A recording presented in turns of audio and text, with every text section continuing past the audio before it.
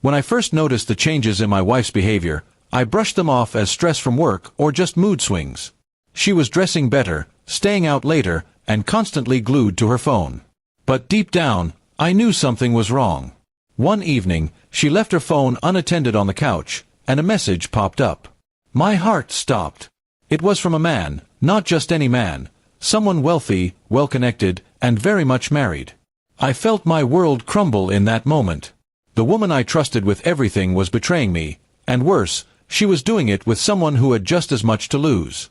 Rage filled me, but instead of confronting her immediately, I decided to gather proof. Over the next few weeks, I quietly documented her late nights, her lies about girls' dinners, and even managed to capture photos of them together. Each piece of evidence was like a dagger, but I needed it for what I was about to do. One night, when she said she was going to meet her colleague, I followed her. My suspicions turned to certainty when I saw her walk into a hotel with him. I snapped pictures of them entering the lobby together. As much as I wanted to storm in and tear everything apart, I held back. I knew timing was everything. The next morning, I did something bold. I reached out to his wife. I found her on social media and sent her a message. At first, she didn't believe me. She thought I was some bitter husband trying to stir trouble. But when I sent her the photos and screenshots, her silence told me everything. After a while, she wrote back, "We need to talk." We met at a cafe a few days later. She was elegant, calm, and clearly in pain but handling it with remarkable strength. Together, we shared stories of how our spouses had been lying to us. Strangely enough, it was comforting to know I wasn't alone. By the end of that meeting, we made a pact, not just to expose them, but to teach them a lesson they would never forget. We decided to play along as if we knew nothing. For weeks, both our partners continued their little affair while we planned. The other wife, let's call her Sarah, invited me to a charity gala her husband was attending. My wife claimed she had a business trip the same weekend. Perfect. At the event, everything unfolded like a movie. Sarah and I arrived together, acting completely natural. Halfway through the evening, her husband and my wife walked in, hand in hand, clearly thinking they were safe from prying eyes. When they saw us standing there together, their faces drained of color.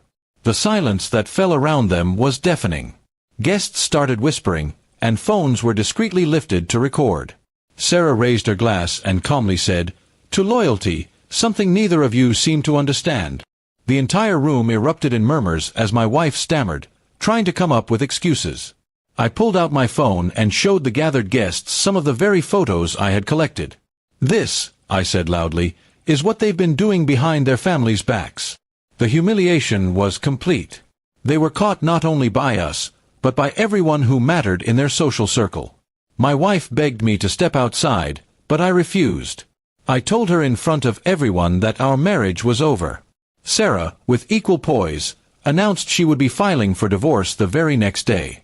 Their reputations were shattered, and there was no way to fix it. After that night, everything changed.